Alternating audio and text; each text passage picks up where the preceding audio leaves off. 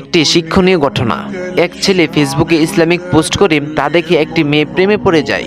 মেয়েটি দিনদার, সে ভেবেছে ছেলেটিও দিনদার হবে। এক পর্যায়ে মেয়েটি ছেলের বাড়িতে বিয়ের প্রস্তাব দেয়। দেখাদেখি করে বিয়েও হয়ে যায়। কিছুদিন সংসার করার পর মেয়েটি লক্ষ্য করে ছেলেটা ফেসবুকে যেমন দিনদার ছিল, বাস্তবে তা না। রেগুলার নামাজ আদায় করে না, তাহাজ্জুদ তো দূরের কথা। একদিন মেয়েটি তাহাজ্জুদের জন্য তার স্বামীকে ডাক দেয়। তার স্বামী বলে, এখন উঠবো না, তুমি যাও। তখন স্ত্রী সাহস করে বলল, ফেসবুকে তো তুমি খুব ভালো ভালো পোস্ট করতে, তাহলে এখন কেন এমন? তার স্বামী জবাব দেয়, ফেসবুকে তো ইসলামিক পোস্ট করলে ভালো লাইক কমেন্ট পাই, তাই ইসলামিক পোস্ট করতাম। অতঃপর মেয়েটি কান্নায় ভেঙে পড়ে। কিছুদিনের মধ্যে তাদের সংসার ভেঙে যায়। মূল বিষয় হচ্ছে, ফেসবুকে কারোর দিনদারিতা দেখে উতলে উঠবেন না। বাস্তব জীবনে পুকুর করে দেখুন, তার ভিতরে কি এলেম আছে, সে কি সেই এলেম অনুযায়ী আমল করছে কিনা, সবকিছুর খোঁজখবর নিবেন।